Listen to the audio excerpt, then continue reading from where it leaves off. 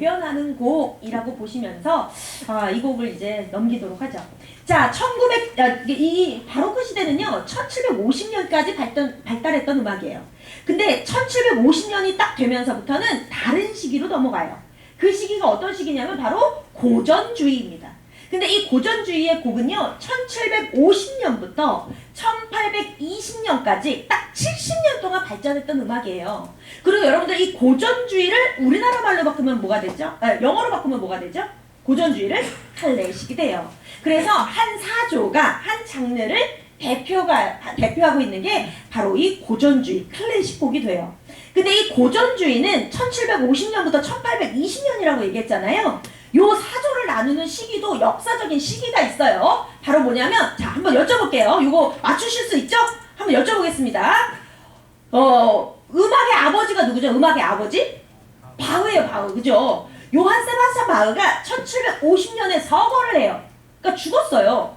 그러니까 더 이상은 바로크 시대는 끝났다, 이렇게 본 거예요. 그래서 고전주의의 시작을 1750년으로 보는 겁니다. 그리고 1820년은 이제 고전주의가 끝났다는 선언을 해요. 그게 우리가 오늘 마지막으로 감상을 할 합창교향곡입니다.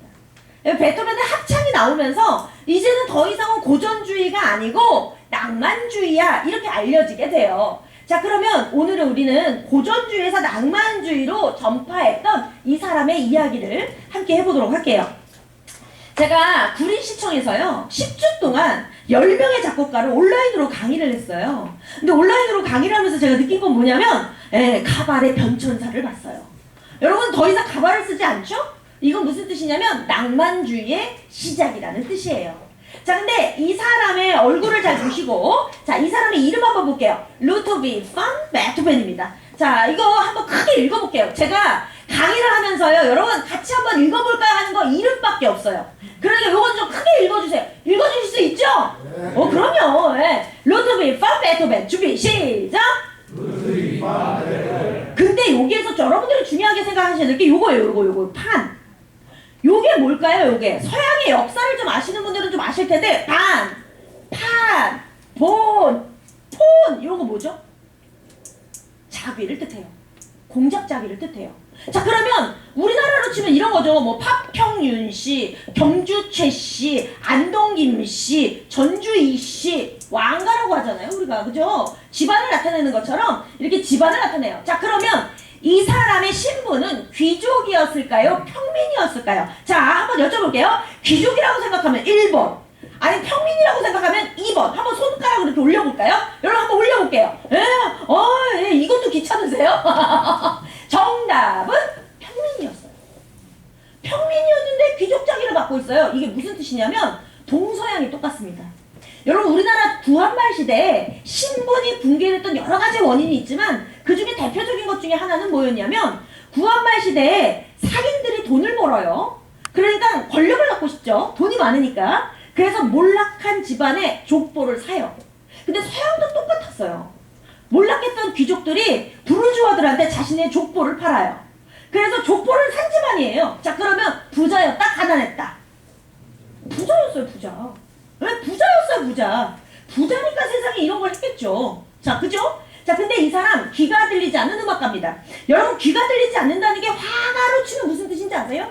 화가로 치면 눈이 보이지 않는데 그림을 그렸다는 뜻이에요. 이게 가능했을까요?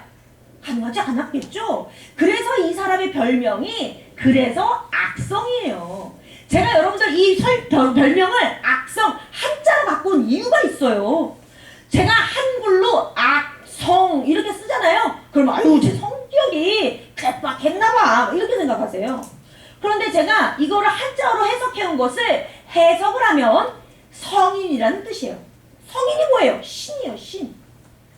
보통은 우리가 사람의 우두머리를 지칭할 때 뭐라고 지칭하죠? 아버지, 어머니, 왕 이렇게 지칭해요. 음악의 아버지, 음악의 어머니, 가곡의 왕 이렇게 지칭하잖아요. 그런데 제가 가슴에 손을 얹건데 문학, 무용, 영화, 뮤지컬, 드라마, CF 모든 예술의 부재를 통틀어서 신이라고 부르는 사람은 베토벤 딱 한 명이에요. 여러분, 여기 혹시 스페인 여행 갔다 오신 분들 계셨을까요? 스페인에 바르셀로나라고 있어요. 그게 아주 유명한 건축가 있습니다. 이름이 뭐죠? 가우디예요, 가우디. 근데 이 가우디를 건축의 건축학의 아버지라고 부릅니다. 이 사람은 신이 될 수밖에 없었어요. 과연 왜 신이 될 수밖에 없었는지 지금부터 이 사람의 인생 속으로 들어가 볼게요. 1770년에 태어났습니다. 여러분 1770년이라고 하면요, 서양에서는 격동의 시기예요. 여기 20년만 지나면 프랑스에서는요 혁명이 일어나는 시기입니다. 예. 그런데 이 집안이 음악가 집안이에요. 우선 첫 번째, 할아버지는요 지휘자였어요. 할아버지 지휘자. 그리고 아빠는 가수였어요. 오페라 가수였습니다. 엄마의 직업이 독특한데 엄마의 직업이 요리사였어요. 에이, 여자 직업 요리사가 뭐가 대단해? 이렇게 생각하시죠? 이거 이렇게 생각하시면 큰일 나요. 여러분들 서양에서 미슐랭 식당 셰프가 여자예요, 남자예요? 남자입니다. 이게 무슨 뜻이냐면 서양에서도 옛날에는 여자들은 직업을 가질 수가 없었어요. 여러분 우리나라 조선시대에 여자들 직업 있어요, 없어요? 없잖아요. 여러분들 이게 똑같습니다. 동서양이 똑같아요. 여성이 첫 번째로 직업으로 인정받았던 게 뭔지 아세요? 매춘부입니다.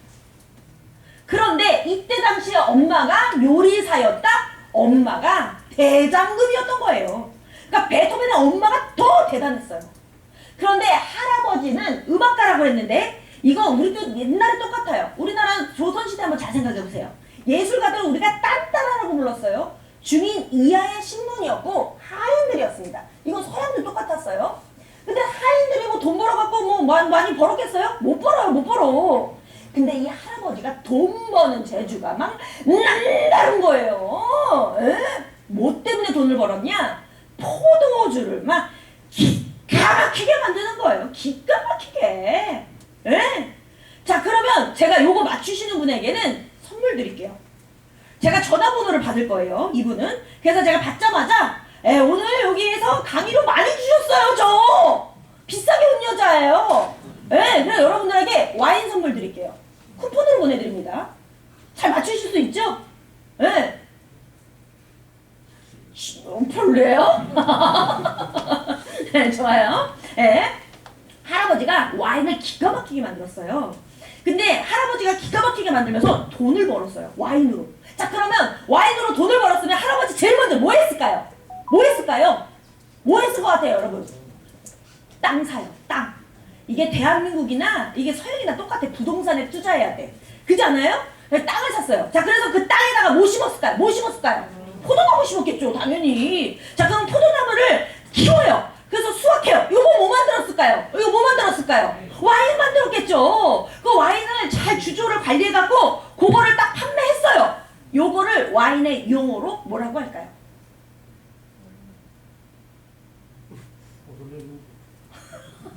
여러분 주무시는 거 아니죠? 이거 와인의 용어가 있어요. 제발 맞춰주세요. 와인 드릴게요.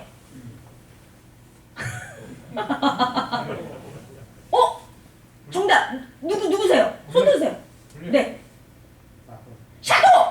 정답! 야, 박수 한번 부탁드릴게요. 와, 대표님 정답 명함 주세요. 네, 제가 선물 보내드릴게요. 자, 제가 보내드리는 와인은 GS 상품권, 편의점 상품권 2만원짜리 보내드릴 건데요. 그 2만원짜리 가져가시면은 편의점에서 베토벤 와인이라고 있어요. 넘버 9이라고 하는 베토벤 와인이 있는데요. 그거 한번 드셔보시길 바라겠습니다. 칠레산이고요. 까베르네 소비뇽의 품종을 갖고 있는데요. 생각보다 맛있습니다. 제가 그거 보내드릴게요. 자, 근데 이게요, 여러분들 여기서 이제 중요한 게 있어요. 여행 이제 가실 거잖아요. 코로나 끝나고 가실 거죠? 저 진짜 죽고 싶어요. 난 진짜 빨리빨리 가고 싶어요. 그죠? 근데 여행을 만약에 가시면은 서양에 가셨다 그러면 와인을 사오실 때요, 무조건 샤또를 사오시는 거예요. 이게 샤또라는 건 무슨 뜻이냐면 그 집에서 포도 품종을 자기가 하고 토지를 관리해서 포도 품종 다 관리해서 주조 관리해서 판매했다는 원웨이 방식입니다. 그래서 여러분들 그 샤또 와인이요, 서양에서 프랑스에서 샤또 와인 10,000원이나 사거든요. 우리나라에 들어오면 6배입니다. 그러니까 꼭 사올만 하죠. 그래서 여러분들에게 꼭 알려드리고 싶었어요. 할아버지는 이렇게 돈을 벌었는데요. 문제가 하나 생겼어요. 문제가 뭐냐면 집에 있는 와인의 재고 조사를 못해요. 그래서 이 재고를 홀짝홀짝 베토벤의 아빠가 먹기 시작해요. 그래서 아빠가 어떻게 됐는지 아세요? 알코올 중독자가 돼요. 집을 쫄딱 망하게 했어요. 그래서 어린 베토벤은요, 어렸을 때부터 그 부유하게 자라다가 어렸을 때부터 가장으로 살아가게 돼요. 근데 소년 가장으로 몇 살 때부터 살았을까? 이게 중요한데요. 여러분 이거 아주 유명한 일화예요. 몇 살이라고 하죠? 4살입니다. 4살 때부터 소년 가장으로 살아요. 아니 무슨 4살짜리가. 이때 당시에요. 동네에 소문이 파다해요. 어머. 어린 베토벤이 모차르트 같아요. 이런 소문이 파다해진 거예요. 이거 무슨 뜻이냐면 모차르트는요. 3살 때부터 유럽 전역을 다니면서 왕도 만나고 교황도 만나고 귀족도 만나면서 정말 일약 스타덤에 올라요. 지금은 따져보면 바로 BTS 아이돌 중에서도 이런 아이돌이 없었어요. 그러다 보니까 돈을 막 긁어 모으네요. 그러니까 베토벤의 아빠는 생각해요. 아, 얘를 잘 키우면 모차르트처럼 우리 집에 가세를 일으키겠구나. 근데 베토벤의 아빠와 모차르트의 아빠는 차이가 있어요. 뭐냐면 모차르트의 아빠는 아이를 주도적으로 학습할 수 있게끔 지도적으로 가르쳐요. 그런데 문제는 베토벤은요. 4살짜리 아이를 지하실에 가둬요. 그리고 문을 잠궈요. 그리고 아빠는 밖에서 술을 마셔요. 그러면서 아이에게 공포를 줍니다. 너희 놈의 새끼! 조금이라도 피아노 소리가 잘못 들리면 너 내 손에 맞아 죽을 줄 알아? 그러면 4살짜리 아이가 하루 종일 피아노를 칠 수 있대요? 없대요? 없대요. 이거 제가 얘기한 거 아니에요. 정신과 의사들이 하는 말, 인격이 형성이 되기 전 공포를 먼저 느꼈다면 이 곡은 절대 들을 수가 없대요. 그런데 베토벤은 죽는 그 순간까지 피아노를 손에 놓은 적이 없어요.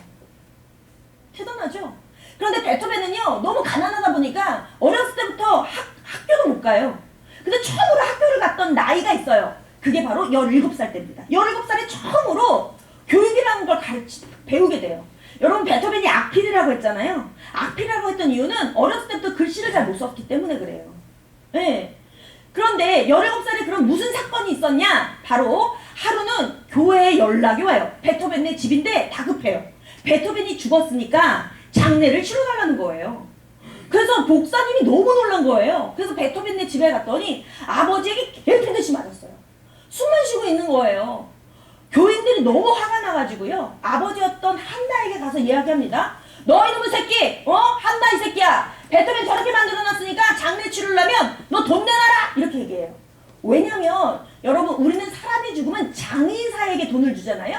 서양은요. 사람이 죽으면 목사님이나 신부님한테 돈 줘야 돼요.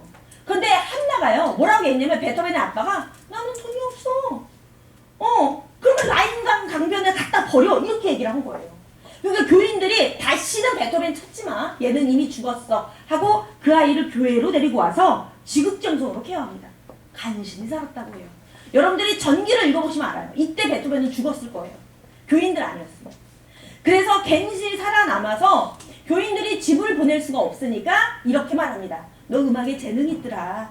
교회에서 일하면 되니까 가서 배워와. 하고 교인들이 십시일반 돈을 모아가지고 처음으로 음악 교육을 시켜요. 누구한테 보냈는지 아세요? 모차르트한테 보냅니다. 딱 한 달 교육 받았어요. 비엔나에서 딱 한 달 교육 받았는데 문제가 생겼어요. 뭐냐면 갑자기 집에서 비보가 날라왔어요. 엄마가 죽었다는 거예요. 엄마가 멀쩡해도 엄마가. 그 엄마는 왜 죽었을까요? 여러분 상상해보세요. 엄마 왜 죽었을까요? 엄마 왜 죽었을까요? 아빠한테 맞아 죽어요. 여러분. 그러면 베토벤의 큰형이 있어요. 큰형. 베토벤의 큰형은 어떻게 죽었을까요? 왜 죽었을까요? 왜? 아빠한테 맞아 죽어요. 여러분 그러면 베토벤은요. 귀가 안 들렸어요. 왜 안 들렸을까요? 왜? 어렸을 때 아버지에게 맞았을 것이다. 제때 치료를 하지 못했을 것이다가 가장 유력해요. 자 그러면 베토벤은 몇 살 때부터 귀가 안 들렸을까요? 여러분 이거 잘 상상해보세요. 소리는 알았으니까 음악을 만든 거예요. 몇 살 때부터 귀가 안 들렸대요? 26살 때부터 귀병을 앓기 시작했고 28살 때부터는 그 귀는 더 이상 들리지 않았어요. 그런데 중요한 건 뭐냐면 베토벤은 평생을 살면서 독신으로 살아갑니다. 왜냐면 베토벤은 귀가 들리지 않았기 때문에 누구도 이를 살아갈 사람이 없었던 거예요. 사랑마저도 허락되지 않았던 거죠. 자 그렇다면 우리가 지금부터 음악을 들어봐야 되는데 여러분 놀라지 마세요. 베토벤의 유명한 곡은요. 바로 귀가 들리지 않았을 때 작곡한 곡입니다. 자 제가 귀가 들리지 않았을 때 작곡한 곡이었다고 했으니까 지금부터 곡을 한번 들어볼 텐데요. 그 중에 첫 번째 곡은 바로 비창 소나타예요. 여러분 비창은요 한자어로 해석하면 슬프고도 슬프이라는 뜻을 가지고 있어요. 그런데 이 곡을 가만히 듣고 있으면 다른 작곡가와는 다르게 뭔가 진동이 많이 느껴져요. 왜냐하면 이 곡을 만들었던 나이는 더 이상 귀가 들리지 않았던 28살에 이 곡을 작곡합니다. 귀가 들리지 않았던 베토벤은요 피아노에 온몸을 부벼가며 작곡을 시작해요. 진동이 많이 느껴지면 낮은 음, 진동이 더 이상 느껴지지 않으면 높은 음을 가늠하며 이 곡을 만들어내죠. 그런데 이 곡을 만들어내자마자 세상의 사람들은 오히려 베토벤을 향해서 손가락질을 하기 시작했어요. 귀가 들리지 않는 거 맞아요? 아니 어떻게 귀가 들리지 않는데 노래를 만들 수 있어요? 아니 귀가 들리는데 뻥치는 거 아니에요? 아니 근데 잘 들어봐요. 귀가 들리지 않는데 이런 곡을 만들었다면 뭔가 곡이 스산하지 않아요? 어머 그러면 악마가 이 속에 있는 거 아닐까요? 저 영나라 프랑스 봐봐요. 악마가 들끓는다니까요? 그렇다면 귀가 안 들리는 그 악마는 더 이상 음악 못 만들게 해야 되는 거 아니에요? 이런 루머에 시달려요. 근데 이때 당시 베토벤이요 일기장에 이렇게 써요. 내가 진정으로 노력하면, 내가 진심으로 노력하는 모습을 보여주면 세상의 사람들은 나를 인정해 줄 거라고. 그래서 베토벤은요 3년 동안 아무도 안 만나고 똑같은 소나타를 만듭니다. 근데 이 곡은 여러분 더 슬퍼요. 왜냐하면 세상에서 태어나서 처음으로 사랑하는 여인에게 청혼을 하기 위해 만든 곡이거든요. 이 곡은 더 낮고 이 곡은 더 진동이 많이 느껴지며 이 곡은 더 쓸쓸하고 스산한 느낌까지 들게 되죠. 더 이상 세상의 소리를 들을 수 없었던 베토벤은 피아노에 매달리다시피 하면서 진동을 느끼면서 이 곡을 만들어요. 마치 사랑하는 여인에게 자신의 두근거리는 마음을 선물이라도 하듯이. 그런데 이 곡을 만들어내자마자 세상의 사람들은 오히려 더 큰 비난이 쏟아지기 시작했어요. 귀가 들리지 않는데 어떻게 이런 곡을 만들 수 있냐고요. 악마 새끼예요. 마귀는 이런 곡을 만들면 더 악의 기운이 퍼진다니까요. 그제서야 베토벤은 알았어요. 아, 내가 진정으로 노력해도 세상의 사람들은 나를 인정해주지 않는다는 것을. 그래서 베토벤은 31살에 죽기를 결심합니다. 근데 여러분들 이 죽기를 결심하면서 유서를 쓰는데요. 요 마을에서 썼다고 해서 하일리게 슈타트 유서라고 합니다. 여러분들 비엔나 혹시 다녀오신 분 계십니까? 비엔나에서 기차 타고 한 20분 정도만 나가면 외곽이에요. 우리나라로 치면 과천이라고 보시면 돼요. 과천에 경마장도 있고 놀이동산도 있고 산세가 아주 그냥 조용하잖아요. 공기 좋고. 그러니까 귀가 들리지 않았던 베토벤은 여기서 요양을 해요. 근데 이 집에서 요양을 하면서 유서를 하나 쓰는데요. 1994년도에 과학자들이 여기에다가 X선을 투과해요. 근데 X선을 투과하고 놀라운 걸 발견해요. 뭐냐면 여기 본문의 잉크랑 여기에 있는 잉크가 다르다는 거예요. 시차를 두고 썼다는 거죠. 그런데 여기에 유서의 내용은 이런 내용이었어요.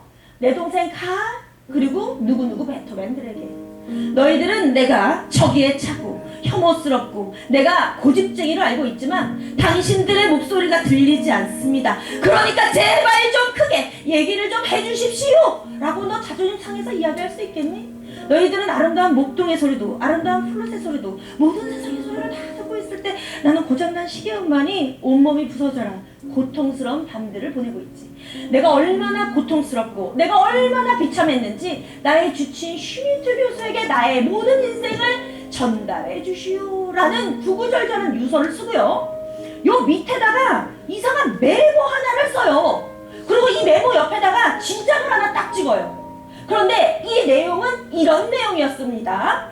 귀가 들렸던 베토벤은 죽었다. 더 이상 귀가 들리지 않았던 베토벤이 살 뿐이다. 라는 굳음의 결심의 유서를 남기고 이 사람은요 3년 동안 아무도 안 만나요. 이때 보냈던 친구에 보낸 편지의 내용을 보면 귀가 들렸던 나 자신은 이미 죽었고 더 이상 귀가 들리지 않았던 음악가로서 살 뿐이라는 굳은 결심의 유서였다라고 전달합니다. 그러니까 베토벤은 아무도 안 만나요. 그리고 3년 동안 무엇을 했느냐? 이상한 짓을 해요. 요때 베토벤이 미쳤구나 드디어 소문이 납니다. 왜냐면 베토벤이 이상한 구리동판을 하나 쓰고 다녀요. 물! 여러분 놀라지 마세요. 베토벤이 죽고 나서 부검을 했는데 양 어깨가 3cm 이상의 굳은 살이었대요. 아니 무슨 지게꾼도 아닌데. 왜냐면 베토벤은요 이때 이상한 구리동판을 하나 쓰면서 이때 모든 악기의 진동을 느끼기 시작해요. 그러면서 뭘 만들었냐면 교향곡을 만들어요. 여러분 그러면 교향곡은 뭐예요? 교향곡. 교향곡이 도대체 뭐예요? 예, 여러분 제발 얘기 좀 해줘요. 여러분 교향곡이라는 건요 타악기, 금관악기, 목관악기, 현악기 모든 악기를 총집합해서 대작곡을 하는 걸 교향곡이라고 합니다. 그래서 교향곡은 최소의 단원이 있어요. 최소의 단원이 몇 명이에요? 최소의 단원, 최소의 인원, 교향악단. 교향악단의 최소의 인원이 몇 명이죠? 혹시 아시는 분? 제발 대답 좀 해줘요. 몇 명 같아요? 몇 명? 최소의 인원 3명보다 업이에요. 10명보다 업입니다. 50명보다 업이에요. 50명보다 업이어야 돼요. 70명까지가 챔버 뮤직단이라고 해요. 그 챔버 뮤직단이라는 건 무슨 뜻이냐면 작은 음악이란 뜻이에요. 그러면 최소의 인원은 몇 명이냐? 교향악단은 100명입니다. 여러분 요번에 비엔나에서 비엔나 심포니 지금 공연하잖아요. 대전에서 공연합니다. 대전에서 공연하는데 티켓 한 장당 얼마인 줄 아세요? VIP 티켓이 88만 원이에요.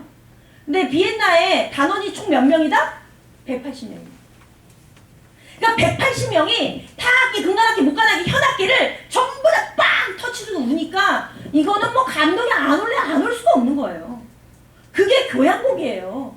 근데 그 교향곡을 아무도 안 만나고 그 구리동판을 쓰고 모든 악기의 진동을 느낀 다음에 그 교향곡을 누구에게 바쳤냐가 중요해요. 얘한테 바칩니다. 얘 누구예요? 얘 누구죠? 나폴레옹 나예요. 섬에서 자랐던 촌뜨기가 어렸을 때 아버지한테 구타당했던 그런 아이가 자유와 평등을 부르짖으면서 유럽 전역에 계몽을 펼치잖아요. 그러니까 나폴레옹에게 이 곡을 바쳐요. 그런데 갑자기 나폴레옹이 본인이 왕이 되겠다면서 왕관을 뒤집어 쓰죠. 화가 났던 베토벤은요. 그래서 보나파르트에 바쳤던 이 곡을 지워요. 보나파르트라는 제목을 지우고 영웅이라는 제목으로 바꿔요. 그리고 나폴레옹의 군대가 진격하자는 그 길목에서 이 곡을 연주합니다.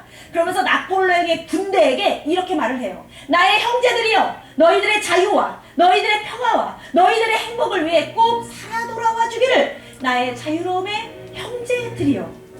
여러분 지금 듣고 계시는 이 곡은 두 귀가 들리지 않았던 음악가가 자신의 온몸을 부벼가며 만든 첫 번째 교향곡입니다. 조금 더 들어보실까요?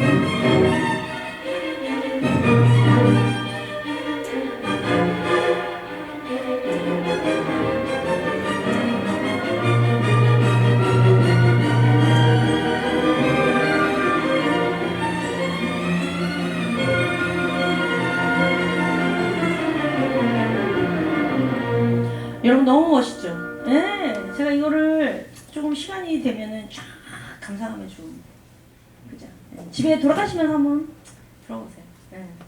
여러분 이 영웅교향곡은 언제 제일 많이 연주회 하시는지 아세요? 이제 조금 있으면 수능 끝나잖아요. 수능 끝나면 수험생들을 위한 베토벤 3번 교향곡 공연 제일 많이 합니다. 그래서 수능 요번에 보는 학생들 있으면 그런 티켓 좀 이렇게 한번 조카들한테 해주시면 좋을 것 같아요. 네. 베토벤은 이렇게 해서 일약 스타가 돼요.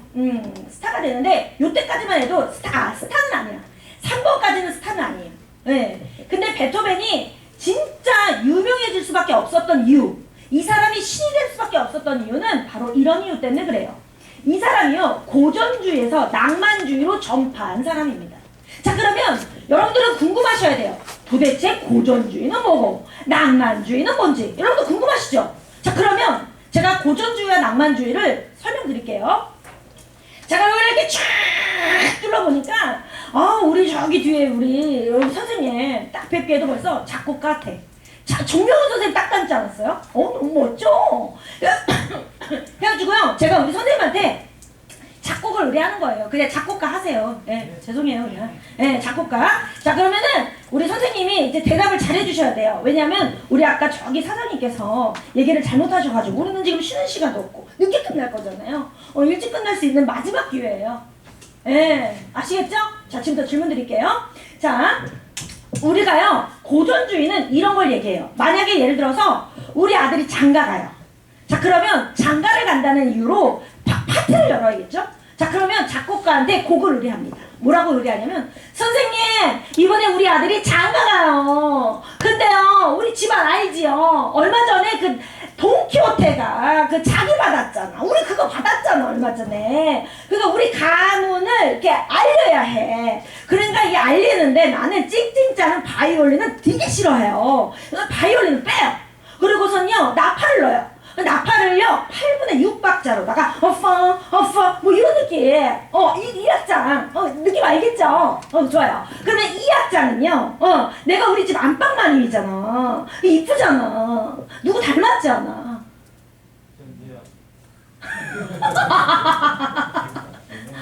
정말 창의적이진 않네요. 저는 요 정도가 되면은 정말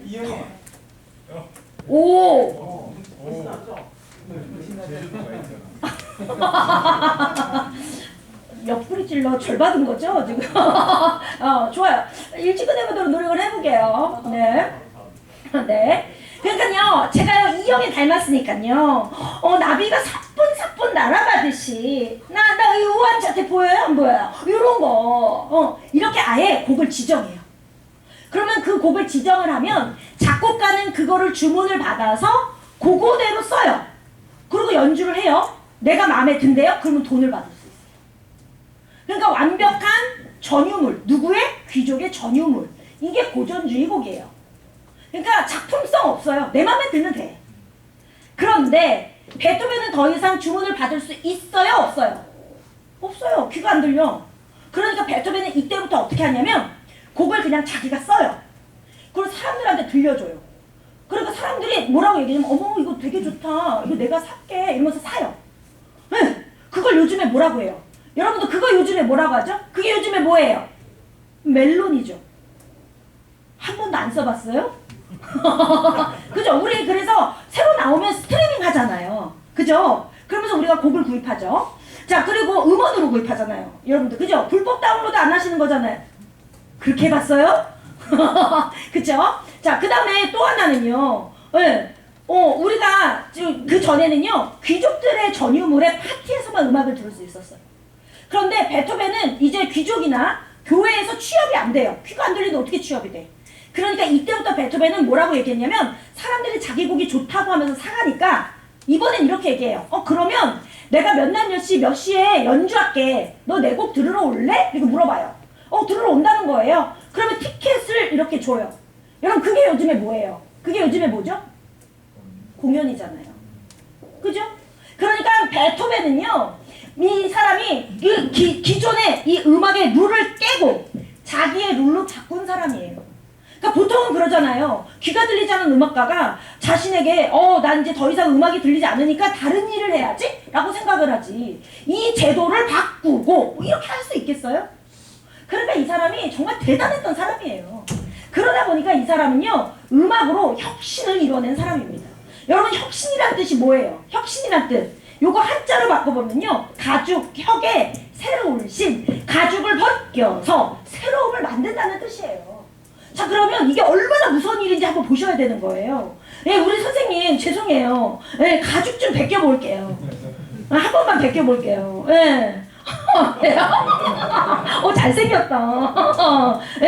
근데 보통은 이렇게 가죽 뺏긴다 그러면 되게 부끄러워하시거든요. 옷 뺏기는 줄 알고. 그죠?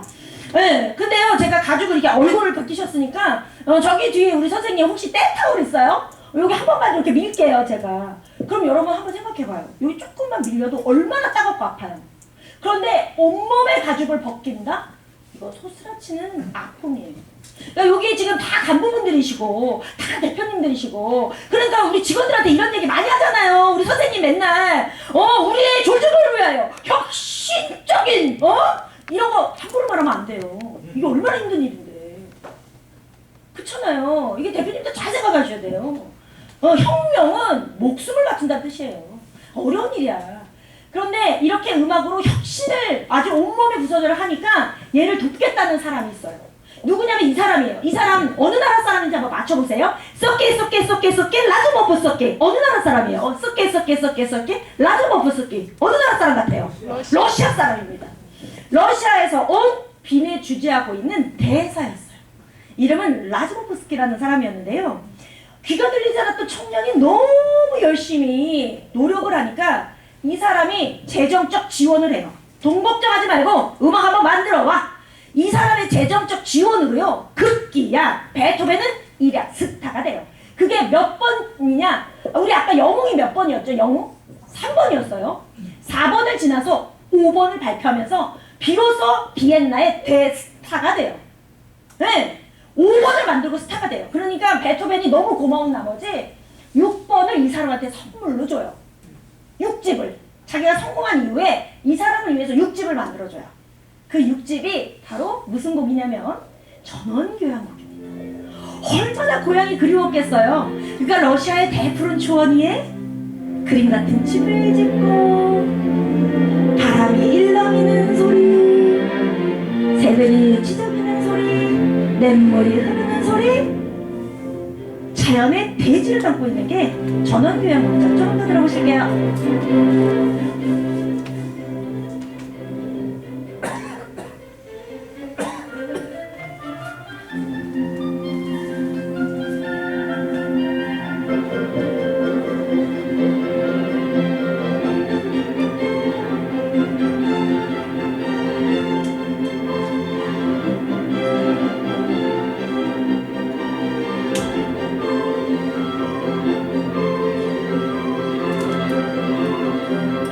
여러분 진짜 대단하지 않아요? 귀가 들리지 않았다고 하기에는 너무나 선율이 아름다워. 이때부터는 완성도도 높아지거든요.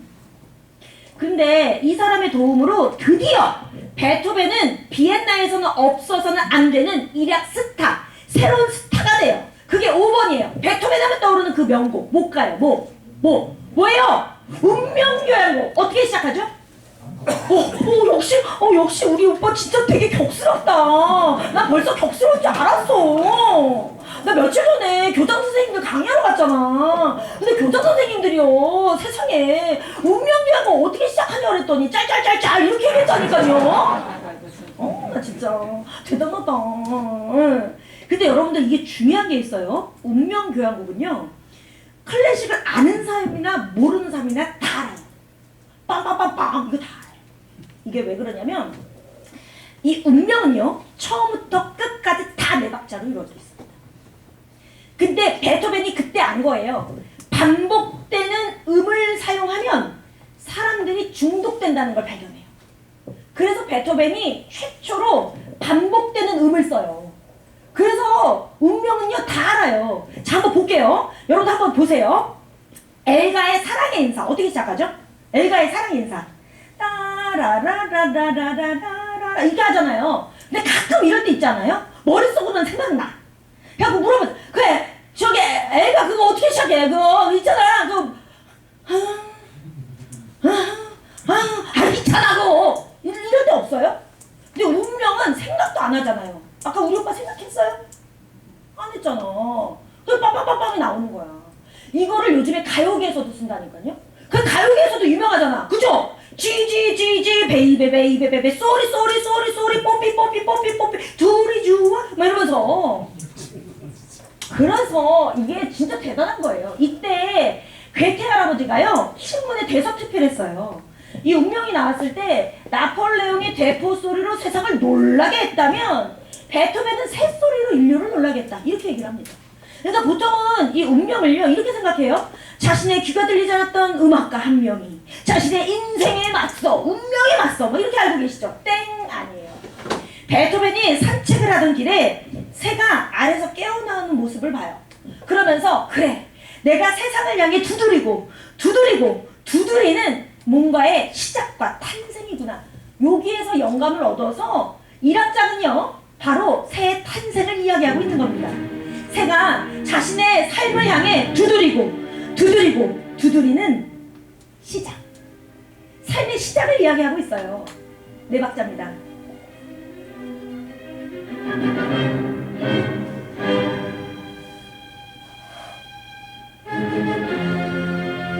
여러분 3악장은 우리가 시간이라는 거예요. 아이고 잠시만요. 죄송해요. 갑자기 넘어갔어요. 네, 음악이 넘어갔어요. 네, 죄송합니다. 네, 한 번만 더 들을게요. 죄송해요. 또 넘어갔어요. 왜 이러지?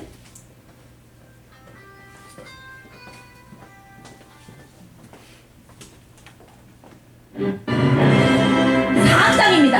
어쩔 수 없어요. 근데 이제 어린 새는 날개를 펴고 이제 다 컸어요. 부모의 곁을 떠나기 위해 자신의 미래를 향해, 자신의 도전적인 삶을 향해 나에게 바람을 불러일으키고 더 높이 더 멀리 자신의 비상을 향해 날아가는 이 작품이 바로 사악장입니다. 여러분 생각보다 우리나라와 일본만 1악장이 유명하고요, 서양에서는 바로 이 시단조 교향곡 4악장이 작품성은 훨씬 높아요. 멋있죠? 이제 자신의 삶을 향해 높이 나른 새가 자신의 비상을 향해 날아가는 그런 모습을 담고 있는 게 이 4악장이에요. 경이롭죠? 빠바바바바바. 좀 더 들어보실게요.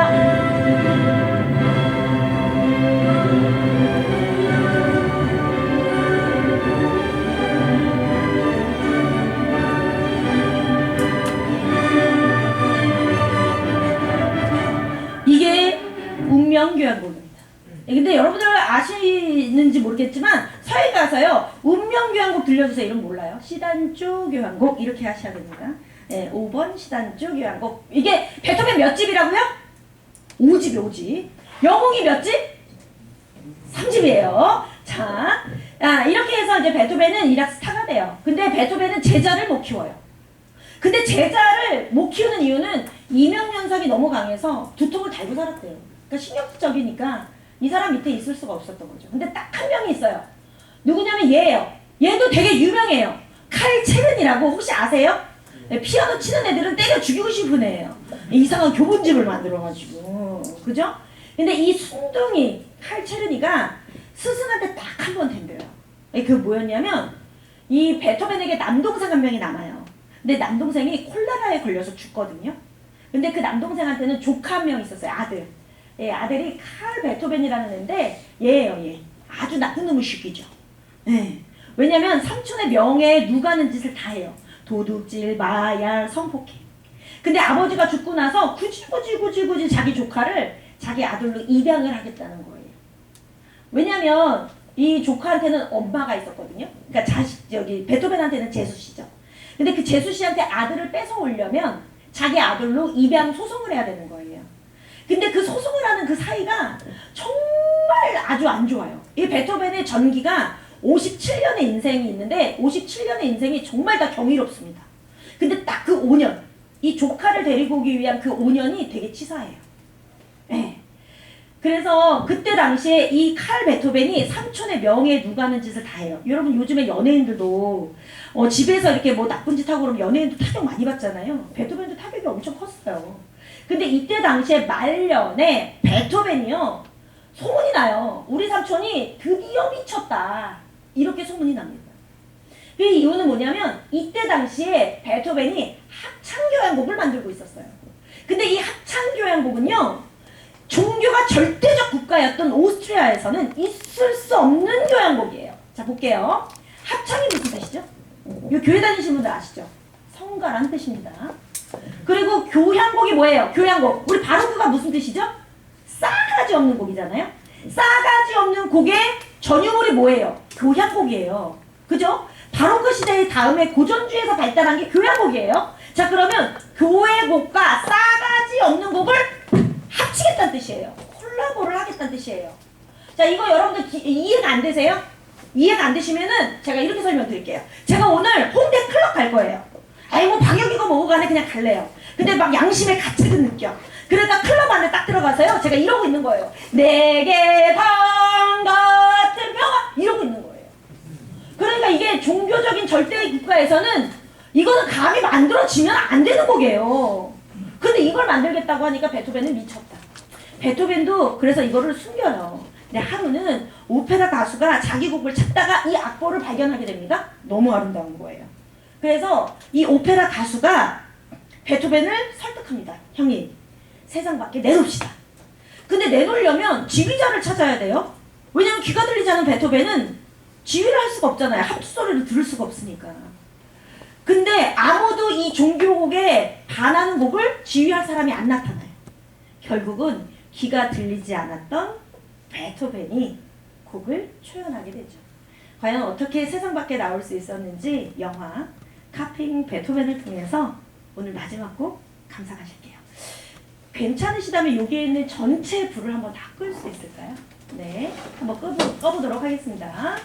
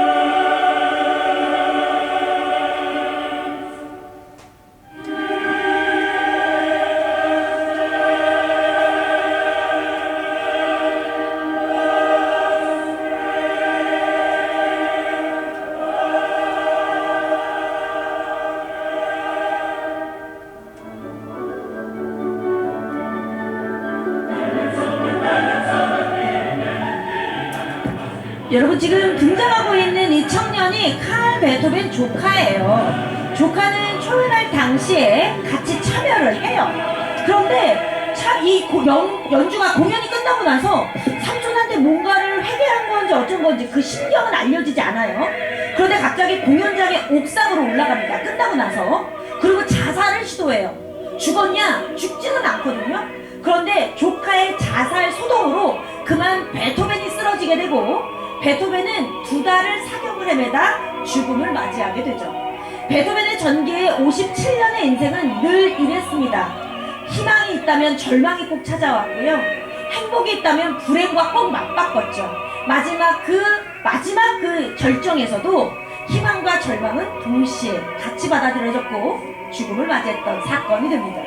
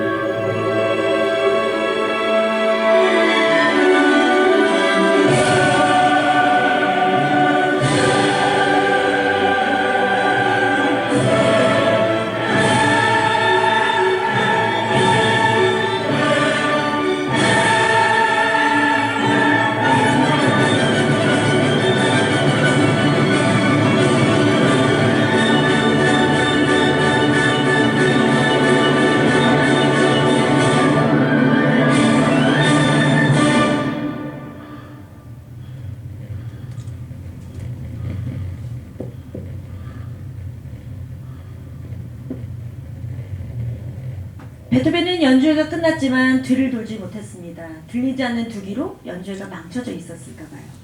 이때 당시에 베토벤이 너무나 쩔쩔매고 있었던 모습이 안타까웠던 이때 당시에는 객석의 한 중년의 여인이 베토벤을 향해 뛰어 올라왔습니다.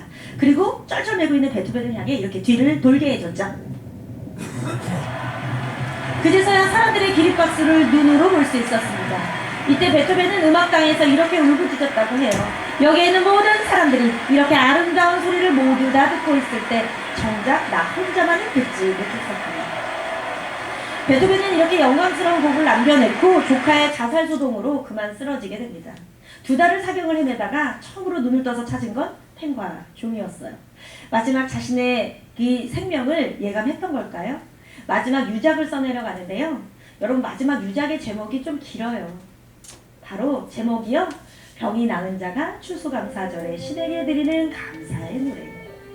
자신의 57년의 인생의 마지막을 감사하다라고 이야기를 하고 있습니다. 스트링 파일럿 오퍼스 넘버 132번 감사의 노래는 이렇게 이어집니다. 그런데 여러분, 지금 듣고 계시는 이 곡은 베토벤의 일생의 회상곡으로도 알려져 있죠. 제1바이올린이 어린 시절 아무것도 갖지 못했고 초라했던 자신의 이야기를 다루고 있듯이 제1바이올린만이 힘겹게 연주를 이어갑니다. 마치 어린 시절 아무것도 갖지 못했던 자신의 이야기를 다루고 있어요. 그런데 이 곡은 3분여 정도 연주가 되다가 춤곡으로 바뀌어요.